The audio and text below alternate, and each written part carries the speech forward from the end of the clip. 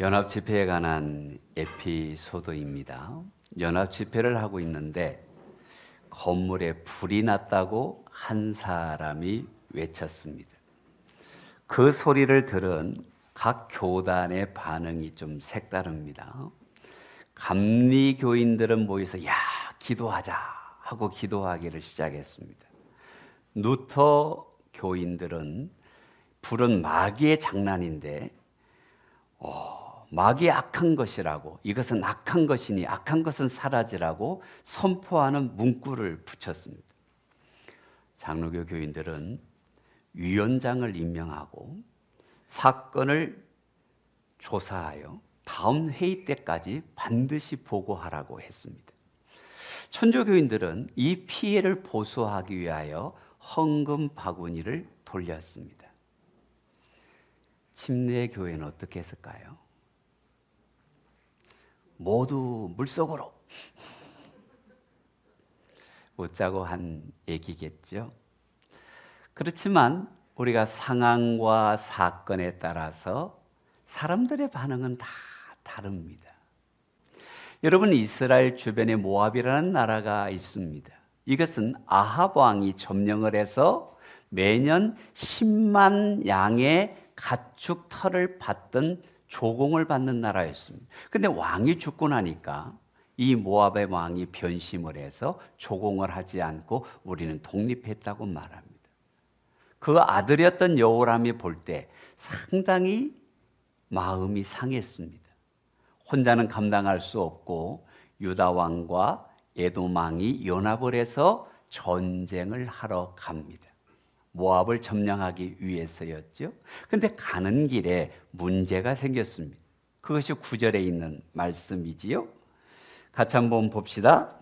이스라엘 왕과 유다 왕과 에돔 왕이 가더니 길을 둘러간 지 7일에 군사와 따라가는 가축을 먹일 물이 없는지라. 전쟁을 하러 가는데 군사를 먹여야 하고 또 그 함께 따라가는 생명체의 양들이나 소나 이런 식량들에게 물을 줘야 하는데 7일을 갔는데 물이 없습니다. 이거는 전략적 미스다 하고 돌이켜 가려고 해도 며칠을 되돌아가야 합니까? 그러면 이것은 생명이 위험한 지경이 됩니다. 이런 상황에서 북왕국과 남왕국의 리더들이 다른 반응을 보입니다. 그것이 첫 번째인 두 왕의 반응입니다. 먼저 우리 여로보암 왕의 북이스라엘의 반응을 한번 보려고 합니다. 사실 이 여로보암은 아합의 아들이었지만 그래도 아합의 악함을 보고 깨달았는지 엘리야와 엘리사의 강력한 하나님의 복음에 감동되었는지 하나님께로 돌아오는 중입니다. 그 대표적인 것이 산당들을 다 없앴습니다. 대단하지요. 근데 무엇을 치우지 못했냐면 단과 베델에 있는 예루살렘 성전을 대신하여 세웠던 제단만큼은 없애지를 못했습니다. 왜냐하면 그것이 통치 기반이었기 때문에, 또 오랜 세월 동안 벌써 그것이 이스라엘 백성의 문화가 되었기 때문인지 치우지 못하고 있는 것을 보게 됩니다. 이 말을 다시 정리해 보면 그가 하나님을 바라고 하나님을 향한 믿음을 가졌으나 온전한 믿음이 아닌 좀 부족한 믿음, 어쩌면 반쪽인 믿음만 갖고 있다라고 말할 수가 있는 것이지요. 반쪽짜리 믿음을 가졌던 여호람이 무리 없는 이 상황 속에서 한 반응이 오늘 본문 10절에 있습니다. 이스라엘 왕이 이르되 슬프다라고 말합니다. 그리고 말하기를 여호와께서 이 단어가 중요합니다.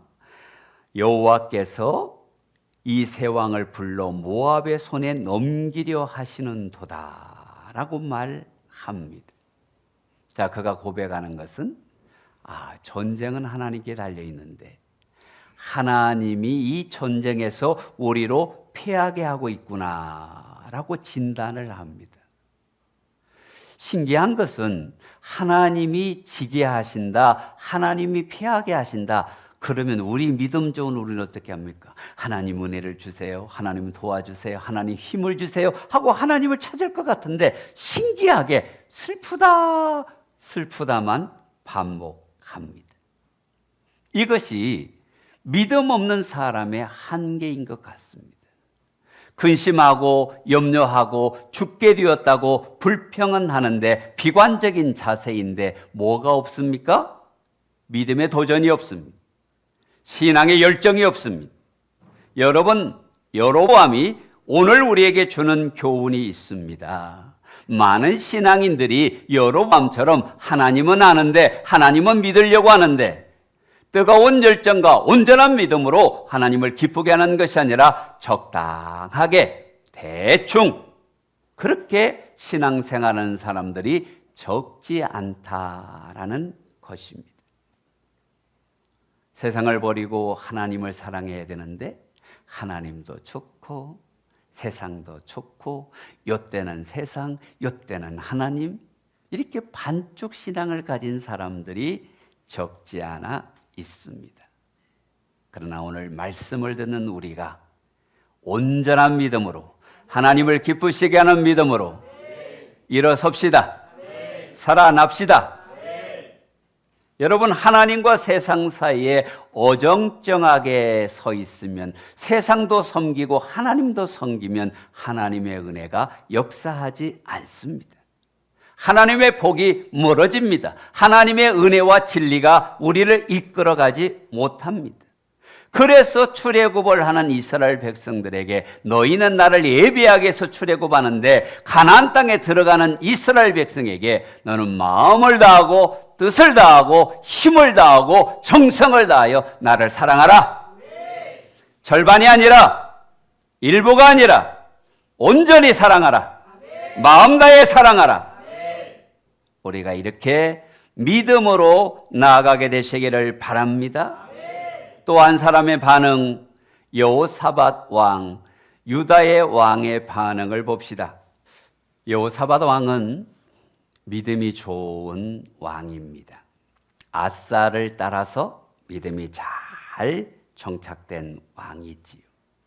동일한 현장에 있고 동일한 위기에 있는데 이 여호사밧 왕에게는 근심이나 원망이나 한탄이 없습니다. 왜 그랬을까요? 그는 믿는 구석이 있기 때문입니다. 누구를 신뢰했을까요?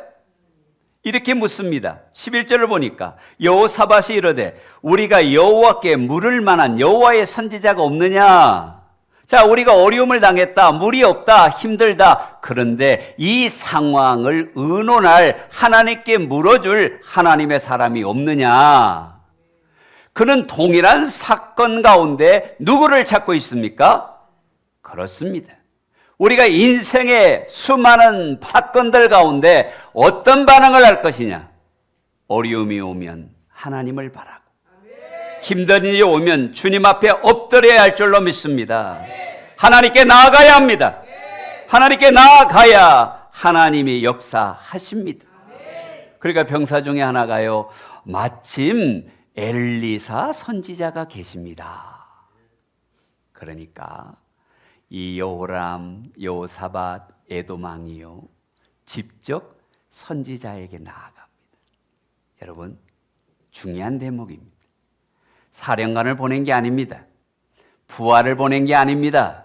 문제가 있을 때 아무리 왕이어도 세상의 왕이지 하나님 앞에는 믿음의 사람입니다. 은혜를 받아야 삽니다. 햇빛을 발하여 식물은 광합성을 합니다. 그들이 직접 나아갑니다.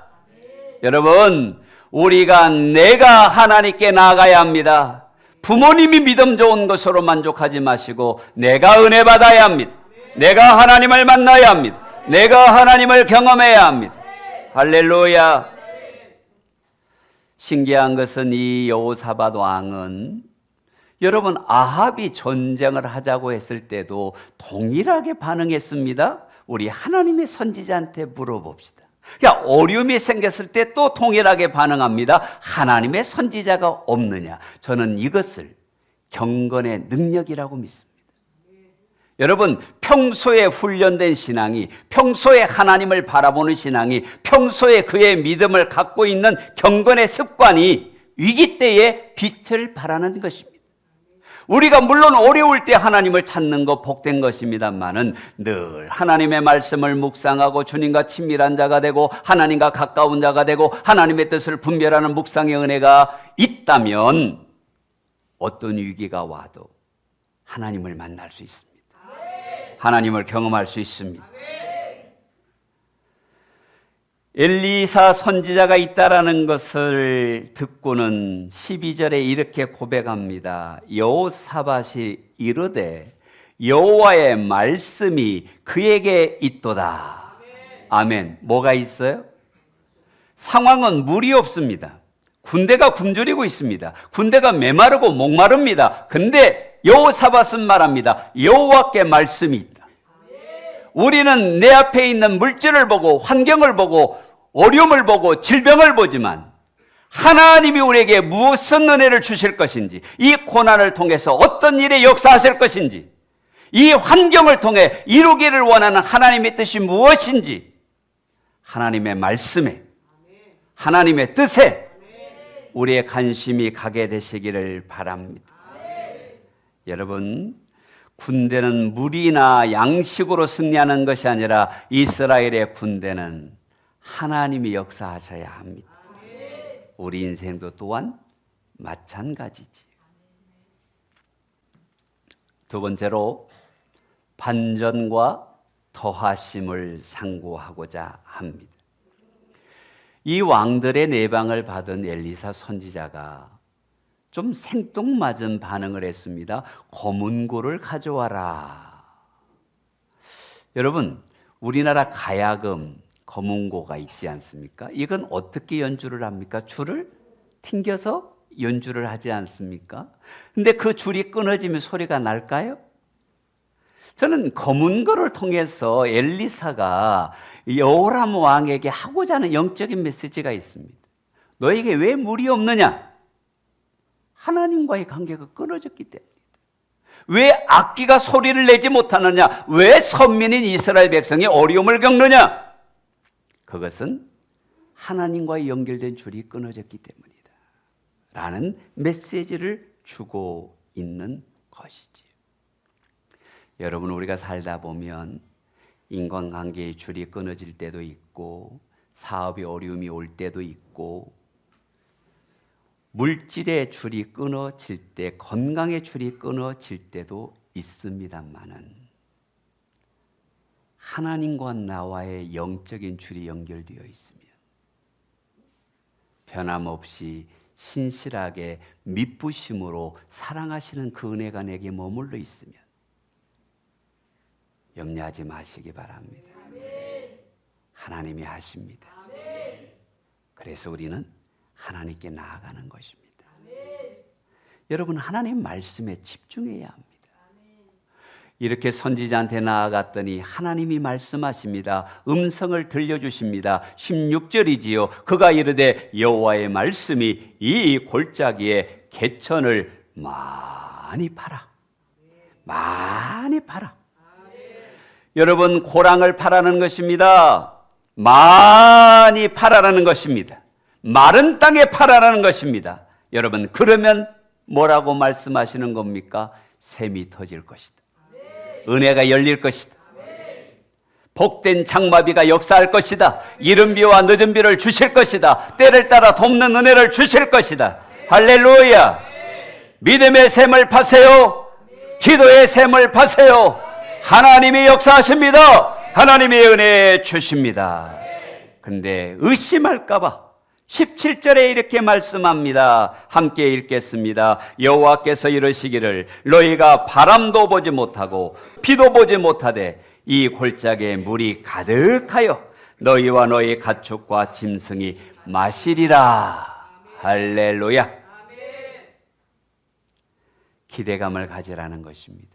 지금 당장 눈앞에 어떤 현상이 없다 할지라도 말씀에 순종하면 하나님이 역사하신다. 하나님의 은혜를 맛본다. 여러분, 이 말씀을 영적으로 우리가 이해를 하면 마른 개천에 물이 솟기 위해서는 그들의 심령에 먼저 믿음이 생겨야 하고, 그들의 심령에 믿음의 샘이 생겨야 하고, 그들의 믿음이 하나님의 역사가 계곡의 물이 가득 차는 것으로 나타난다라는 것입니다. 우리 영혼의 샘이 터져야 할 줄로 믿습니다. 그 영혼의 샘을 사모하며 기도의 자리에 나아가고, 은혜의 자리에 나아가고, 하나님을 바라보는 자리에 나아가는 것이지. 여러분, 우리 영혼에 샘이 나게 할 골짜기가 어디일까요? 저는 교회라고 믿습니다. 하나님이 교회에 나와서 기도의 샘을 파세요.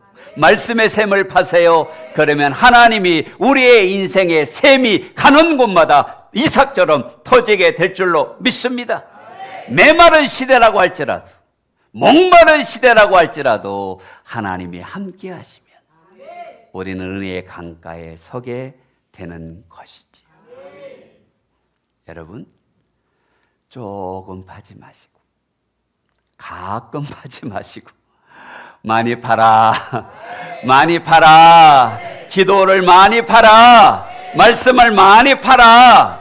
그러면 기적을 보리라. 할렐루야. 슬프다. 이 말 속에는 어떤 역사도 없습니다. 그러나 여호와께 물을 선지자가 어디 있느냐? 이 믿음에는 하나님이 역사하셨습니다. 하나님을 찾아야 돼요. 하나님을 의지하세요. 우리 하나님과 영적인 줄이 연결되어 있으면 하늘 문을 여십니다. 인생의 문을 여십니다. 사업의 문을 여십니다. 만남의 문을 여십니다. 고난도 시련도 믿음의 사람 앞에는 오히려 복이 되더라. 간증거리가 되더라.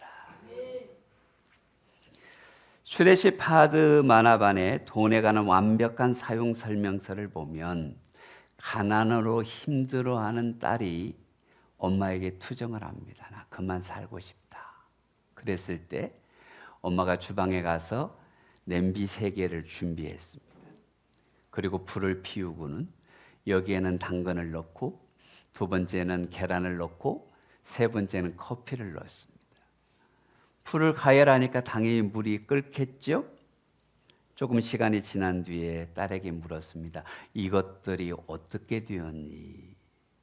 당근은 열을 받아서 무르고 흐물흐물해졌습니다.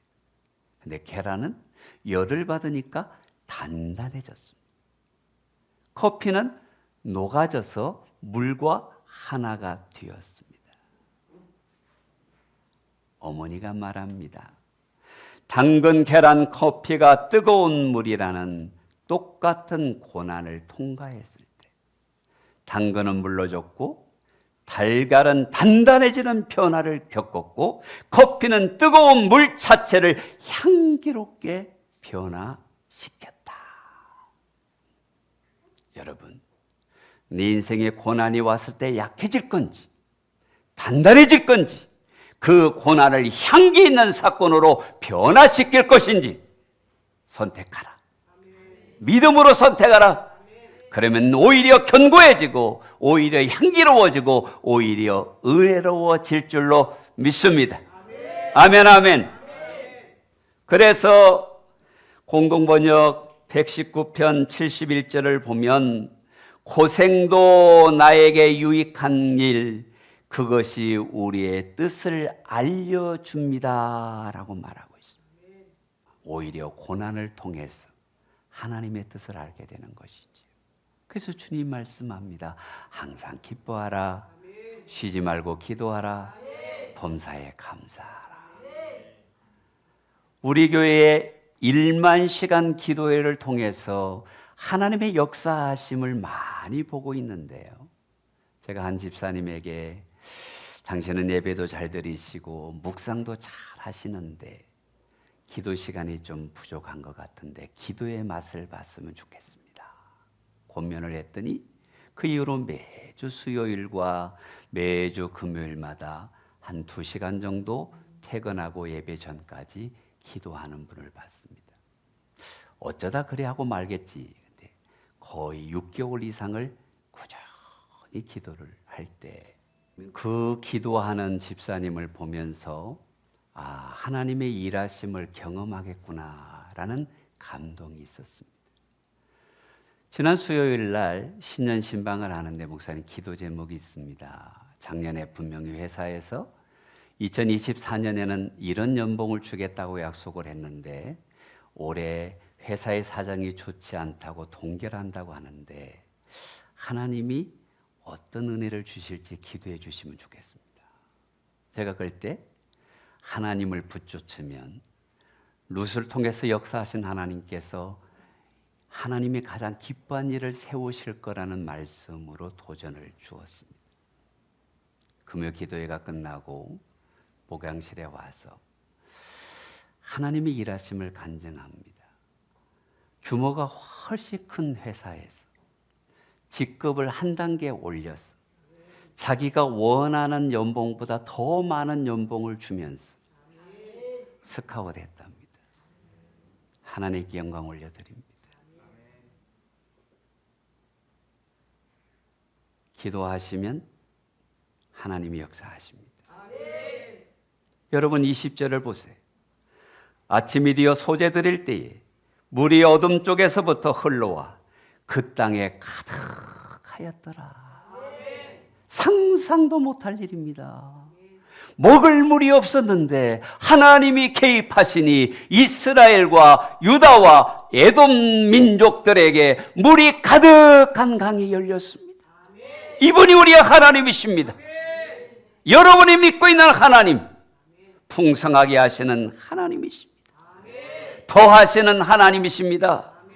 여러분 문제만 해결된 것이 아니라 하나님이 더해 주시는데 뭐라고 말씀하시냐면 3장 18절 이하를 보면 너희가 모압 사람도 이길 것이다.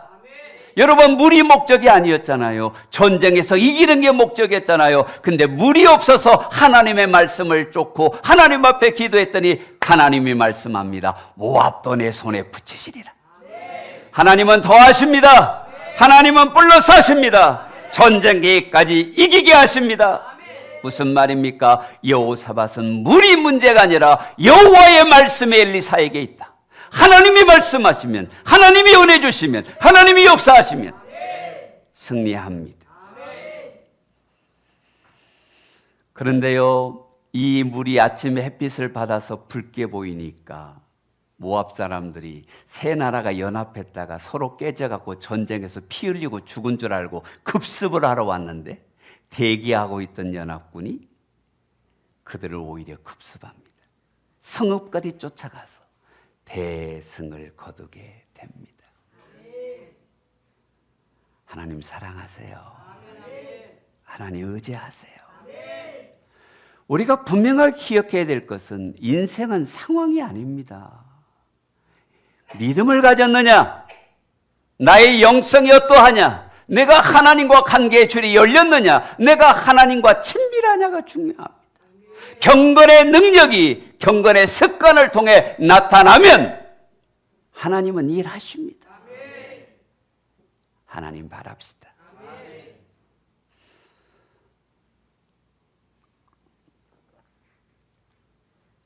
세 번째로 믿음의 덕을 보게 하라. 엘리사 선지자를 왕들이 만나러 갔을 때 엘리사 선지자가요 독한 말을 합니다. 여호람한테 뭐라고 하냐면 야 내가 네 얼굴 보고는 내 얼굴을 안 보여줬을 건데 여호사밧 왕 때문에 내가 보여준다. 그게 14절에 있는 말씀이에요. 우리 한번 같이 읽어볼까요? 엘리사가 이르되 내가 섬기는 만군의 여호와께서 살아계심을 두고 맹세하노니 내가 만일 유다의 왕 여호사밧의 얼굴을 봄이 아니면 그 앞에서 당신을 향하지도 아니하고 보지도 아니하였으리라.